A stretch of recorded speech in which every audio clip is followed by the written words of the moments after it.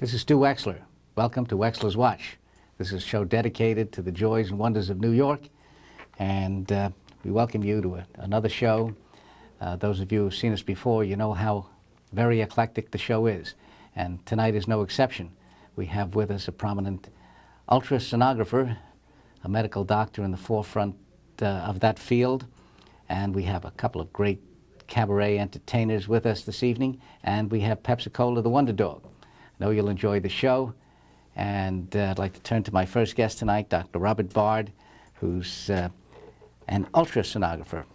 We were discussing the difference between what a sonographer is and an ultrasonographer, and maybe you can explain that, but most of you are aware that sonography is used a great deal in connection with determining the sex of a child and determining defects of the heart, and Dr. Bard will tell us about some of the newer developments in sonography, new and startling and interesting developments, particularly interesting to those of you who have injuries of soft tissue and also some other areas. Tell us, what's new in sonography these days? Well, fortunately, there are lots of new things available. From the times we went to seeing things with submarines, that's how it all started, using sonar to detect submarines. And we could see large forms like whales and schools of fish. The application of spacecraft technology has given us new ultrasound equipment. So the ultrasound equipment we're using now is used to see the little cracks in the tiles in the space shuttle. Those cracks are tinier than the tip of the ballpoint pen. So the new technology that we've got can actually see tumors the size of the tip of this pen. Well, give us an example. For example, I understand you've done a lot of work in mammography, and not in mammography, but that it's now better than mammography in detecting breast cancer and tumors in women. Is that correct?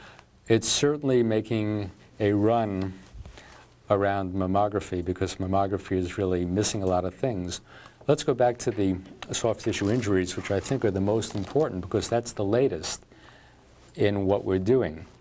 We can actually see that somebody's written a book about this because we can actually see ligament and tendon injuries that are missed. I had a lawyer come in, his wrist hurt. He fell, the x-ray was negative, and he said, "Doc, it still hurts." So we put the sonogram over the wrist, and I showed him a little bleeding around the ligament, completely missed, and the doctor was going to send him home. What about MRIs? Don't they detect that soft tissue injury? You know, they do, but not as well as we hoped they would. The same thing true with the breast disease. We thought that the MRI would be the answer for everything, but it misses prostate cancers, it misses breast cancers. You know, it's just not where we hoped it would be. And the sonograms are taking that job up. They're working spectacularly well. Mm-hmm. Are they going to put mammography out of business? I hope so. I'm trying to. This is the 100th year of the birth of the X-ray, and my stand is to end the use of X-rays where they're not absolutely indicated. Sonography does no harm to the patient. You use safe sound waves, and frankly, it's painless and it's very fast. And very safe. It's totally safe. Mm-hmm. Right.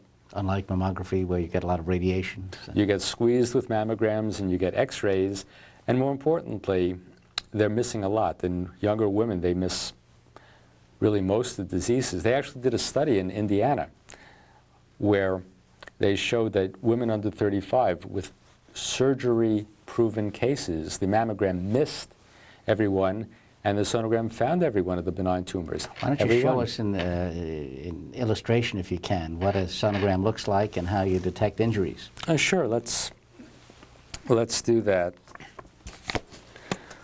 We can see if we focus over here, this is the muscle, and the black area on both sides, it's two views, is bleeding inside the muscle. Now, the X-ray cannot tell muscle injury. It just can't. It can't tell blood, fluid, but the sonogram easily and quickly, in a few seconds, shows bleeding inside the muscle. So here we can tell what's going on. In a matter of seconds, We have another injury. This time it's to a tendon. You can see the normal tendon here, and the swollen tendon is the large expanded area. And of course, with injury to tendons, you get tendinitis. Now, this is a picture just like the lawyer with the wrist. Here's the x-ray, which is basically negative. But you can see the black area is an injury that just didn't show up on the x-ray. When we deal with the important areas in trauma diagnosis, we can show fluid or injury around the shoulder, which again can be seen on MRI, but that's a $2,000 exam taking a couple of hours, 2 hours. And this takes 5 minutes, and the black area shows injury to the tendon around the shoulder in sports figures. And the injuries to the Achilles tendon, you can see the normal tendon from here to here. It's about 1/4 of an inch. And it swells where the tear or the injury is. So you can see whether the tendon is ruptured or intact, and the orthopedic surgeon can tell the patient, do exercise for it, it'll be fine, or no, it's really torn badly and we've got to operate. So it makes a difference whether they operate or not in injuries. And frankly, people who get injured in accidents are so often told by their doctor, because of a negative x-ray, that there's no reason to go further. It's just an injury and it'll go away in a few days. Well, I had injuries and some of them went away in a year or a year and a half. And my x-rays were negative too. That's why this is a real breakthrough, using ultrasound in muscles and skeletals and tendons and ligaments, because you can see so many things. And the patients, they're just happy because they found something that can be treated. Couldn't find before and can be treated. Well, thank you for coming on the show. I hope the next time you come back, you'll bring us some startling new news about developments in sonography, because it does have the potential to avoid the necessity of invasive surgery to detect heart disease, does it not? Absolutely. In the future. Let's hope you make that breakthrough. It'll be a big one. Thank you for coming on. Thank you, Steve. Well, we have a visitor back to Wechsler's Watch, who's been here many times, and it's always a pleasure to have Ellen Kaye on the show. In the past, she's done some wonderful numbers for us in singing, and today we're going to talk to Ellen about a new show that she's writing or written. Ellen, tell us about this no show. It's a little bit different than the things we've talked about when you've been on before. Yeah, I'm actually writing monologues. The show is in 2 parts. It's called Memoirs of a 14-Year-Old Hitchhiker, and it is actually the story of my early days, my early adolescence. And I left home when I was 14 to, I guess, see the world and seek adventure. And so I just finished, I wrote part 1, and I performed it at Steve McGraw's. It's my writing and Tom Waits' music and lyrics. Great to have him writing. Well, he doesn't, what I did is I took this music that he wrote about the same time that I used to listen to. It's no coincidence that it seems to work amazingly well for the story I have to tell, because I related to this music. I drank heavily to this music for years, and now it's just fitting right into the stories that I have to tell. So, well, you were mentioning to me before that during this period of time when you went to see the world or the country, you ran into some interesting people, and you've included them in the show. Tell us about some of the kind of characters that you've... I met a guy, well, I didn't realize at first. I was riding in his car, and it was one of the first rides I got outside of Boston on my way to San Francisco. And this guy picked me up, and it turned out he was from the Symbionese Liberation Army. And that was like 1974. I didn't know from what it meant or anything, but I still feel like Patty Hearst and I were like ships in the night there. But I jumped out of his car after he asked me about automatic weapons. I realized that it just wasn't, part of my future. And you built him into the show? Yeah, he's in the show. Not everybody I met. There's definitely some censoring, but I still call it like the true untold story. I worked at Friendly's as a waitress. I lied. I told them I was 18 and they believed me. And I guess they do that everywhere. And then I was a traveling saleswoman. and I was a live-in babysitter, housekeeper, and cook for a professional bullwhipist. She had just gotten back from China. And what is a bullwhipist? Well, she used to practice on me in her yard. I would hold up a big newspaper, and she would crack the whip at me until it was only like a tiny little piece of newspaper left. And I put a cigarette in my mouth and turned sideways, and she would, you know, whip it to pieces until it was just a little stub. Never touched me. There. No, nothing, I swear. She was really amazing. That's why she was a professional. I mean, please, folks, don't do this in your own home. Interesting way to make a living. Absolutely. She was a character. Well, I'll be interested in hearing how you write about her, and does she appear in the show? Yeah, absolutely. Everybody. Well, the thing is that it's me telling the story, so I just kind of hopefully tell it well enough for you to imagine that you're seeing her. I mean, we haven't gotten to a full-scale, you know, Sondheim production with this. What about part 2? Well, part 2 is when I get back home. I spent 2 years in Phoenix House, which is kind of unusual from someone who coming from like a middle class, upper middle class background. I mean, I was born on 57th Street, so most of the people in Phoenix House were not like me. They were really different. They were a lot older. There were a lot of like known, is the expression known felon? I never know what that means, but they were hardened criminals at the time. Nowadays, I think it's a lot more mixed up, but actually they were the nicest people. But it was two very interesting. I lived on Hart's Island, which is where Potter's Field is. You have to take a boat to get there off City Island, and you know, and the guys from Rikers used to come in on the buses, and we used to wave to them, and then they'd go and they'd dig the graves in Potter's Field. So it was. Have you finished writing the show yet, or? Well, that actually is the notes that I'm looking for right now somewhere in the studio. I am just beginning to write it because I only really write well under pressure. I was like, you know, in school I was the same way. It was right before the test that I was really learning the material. Well, hopefully next time you come back, you'll be able to talk more about the completed version, and we'll be able to announce when it's opening. Well, yeah, I'm going to do the second part in January 31st at Steve McGraw's. Part 2, still the early years, it's called. And then I'm going to make it, hopefully, into one evening and take it some tiny theater someplace far away in the city. In the meantime, you're still doing any cabaret? I haven't actually done anything. I'm a full-time mom. And so I just go to rehearsals with my baby for the first, until it gets very close to the show. And then he has to stay with friends. But not for days at a time, but hours at a time. Thanks for coming on again. You know, Thanks we've got so one of your tapes you've made of the song. Yes, that well, I've it's a song that you always request, which I'm always very reticent about bringing, because the last time I think I really sang it in public at Town Hall, I was never asked back to the cabaret convention, and I had been kind of, what is it when you're Catholic? What do they do to you when they excommunicate you from? I'm kind of excommunicated from cabaret, and. For this song. Just from the convention, not from cabaret. Well, no, yeah, but I mean, it feels like cabaret.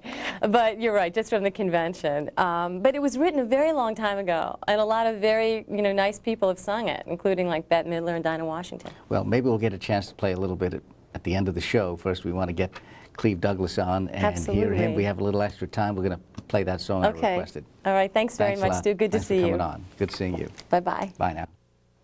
Our next guest is a wonderful entertainer who you can see around New York at Adelaide's for brunch. Look it up. It's on Spring Street, I think, and or Worcester Street. What is it, Cleve? Broome Street. Broome Street. Yes. Well, close. With a block. But next guest is Cleve Douglas. He's been on the show a couple of times before. He did some wonderful songs. He's going to do one for us tonight. Don't Get Around Much Anymore. That comes from a show that he's been doing called The King and the Duke. He's accompanied by Tashima. I hope I got that right. Fumio. Fumio. Okay, Fumio. And on the bass, and Ari Strauss on the piano. Go to it. All right. Missed the Saturday dance. Heard they crowded the floor. You know, I just couldn't bear it without you. I don't get around much anymore. Thought I'd visit the club. Got as far as the door. I just knew they would have asked me about you. I don't get around much anymore. My darling, I guess my mind's more at ease, but nevertheless, why stir up old memories? Been invited on dates, Could have gone, but what for? You know it's awfully different without you. I don't get around much anymore. Take it, Ari.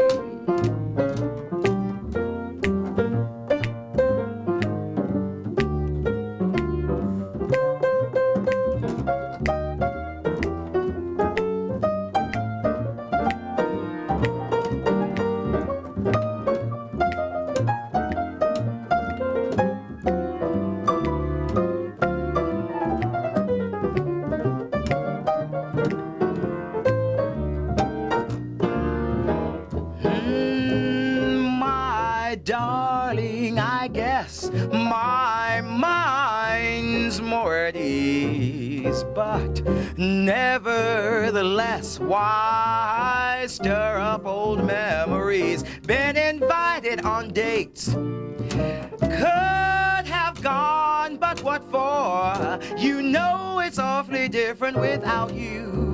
I don't get around much, I don't get around, I don't even go outside my door anymore. I just stay home and wait for you, baby. Don't get around much, I don't get around much anymore.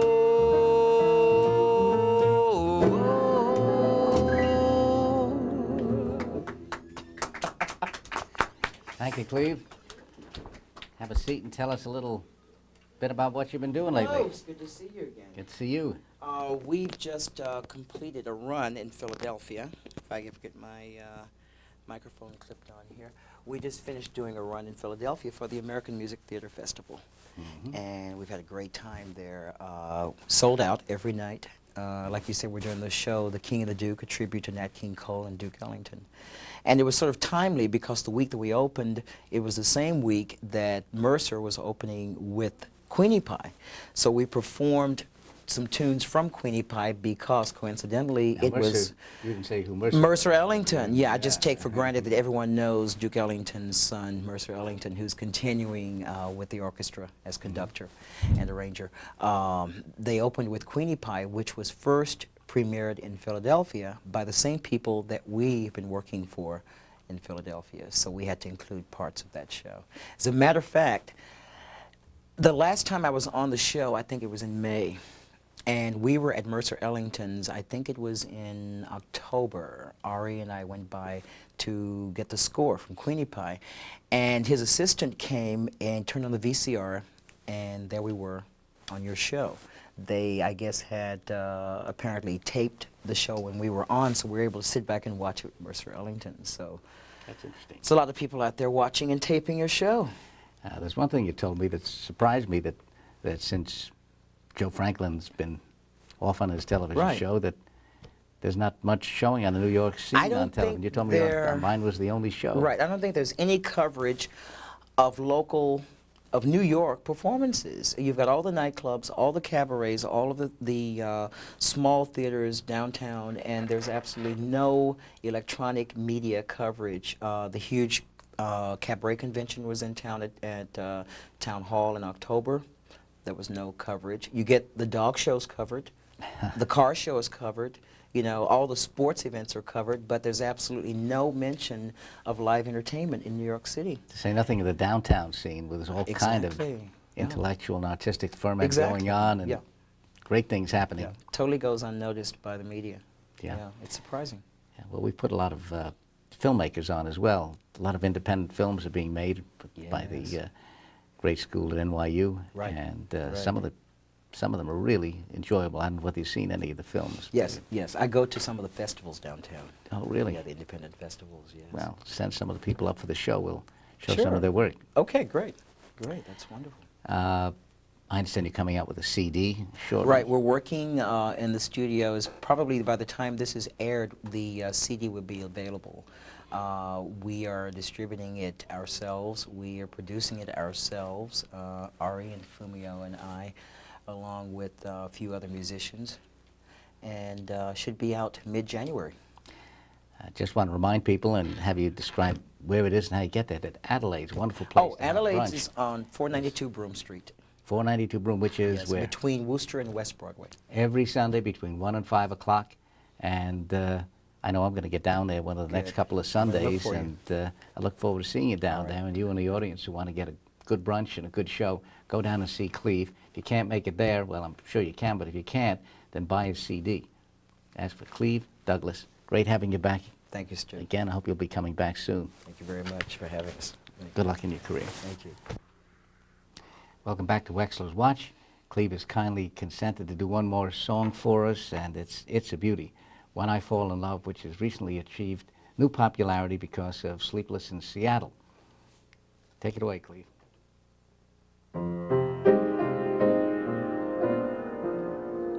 When I fall in love, it will be forever, or I'll never fall in love.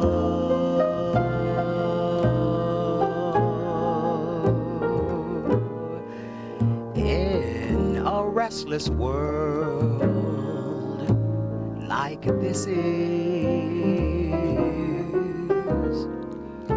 love is ended before it's begun, and too many moonlight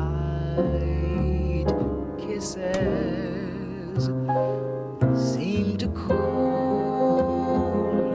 in the warmth of the sun.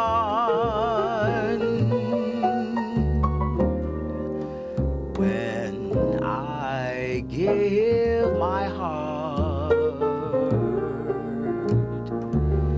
it will be completely, or I'll never give my heart.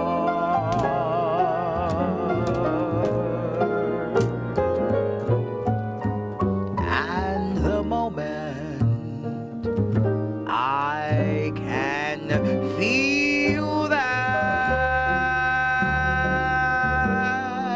you feel that way too, is when I fall in love. When I fall in love, when I fall in love with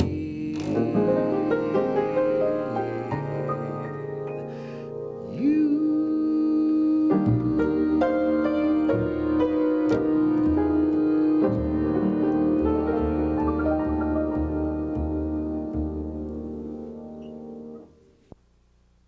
Now I'd like to introduce our next guest. This is a first for Wechsler's Watch. We've had doctors, we've had lawyers, we've had all kinds of different people. We've had cabaret artists, we've had authors, but we haven't had yet the love of my life on, and here's the love of my life, Pepsi-Cola, the Wonder Dog. Pepsi, come here, Pepsi. Come on, Pepsi-Cola. Yes, that's it. There he is. Yes. Okay, Pepsi, Wonder Dog. Come here. Not there, over here. That's good. Now, come here, Pepsi, over here. Not used to being on camera, folks, but Pepsi, right here. Now, sit, shake. That's good, Pepsi. Little applause for Pepsi-Cola. Now, down. Pepsi, come here. Down, down. A little stage fright. Pepsi, not there, over here. Pepsi, hey, come on, Pepsi, good boy. Good boy, food. Well, I want to tell you a little bit about Pepsi-Cola. Pepsi-Cola is the love of my life, and it leads me into a little bit about the Bide-A-Wee home. I got Pepsi-Cola at the Bide-A-Wee home, and those of you who are interested in helping and saving a pet, check out the Bide-A-Wee home on East 38th Street. That's where I got Pepsi-Cola, and I have a lot of wonderful pets like this dog, which is enriched my life and the life of a lot of other people who have met him. So check it out, the Bide a Wee Home, both for getting a pet or if you want to make some charitable donations. You can't think of a better cause than the Bide a Wee Home. It's one organization that's different from the ASPCA.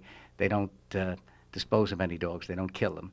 And not that the ASPCA is a bad organization. It's wonderful, but they just don't have the facilities. And the Bide a Wee Home will keep a dog until it's adopted. So support your Bide a Wee Home. I want to tell you good night from Stu Wechsler, Wechsler's Watch. We're going to go out with the song Long John, and it's a song that I've long tried to get on this show. Ellen Kaye has been very reluctant to put it on, and we have a clip of her doing the song. She's left the studio a little bit embarrassed. You'll see why when you hear the song Long John. In the meantime, if you have any questions about the show or any comments, or you'd like to appear on Wechsler's Watch, you can get in touch with me at 935-7400. Ask for Stu Wechsler, and we'll be glad to take any comments you have. If you want to write us, we're at 555 Madison Avenue, and look forward to hearing from you, hearing any comments you have or any suggestions you might make. Good night now from Stu Wechsler, Wechsler's Watch. And I said, Dr. Longjohn, the pain is killing. I said, ooh, Dr. Longjohn, somewhere way back in here, I can't reach it by myself. The pain is killing. He said, don't worry, Miss Kaye. Some of those pretty cavities of yours just need some filling. He said, when I start drilling, I'm gonna have to give you Novocaine. You know how arrogant men can be. He said, when I start drilling, I'm gonna have to give you Novocaine. 'Cause the way they build you chick singers in the Russian tea room, you can't take all of one man's pain. Well, he took out his trusty drill, and he told me to open wide. He said he wouldn't hurt me, then he filled my whole inside. Long John, Long John, you got that golden time. Ooh, you thrill me when you drill me, and I need you very much. Ooh, drill me, Dr. Jed, drill me.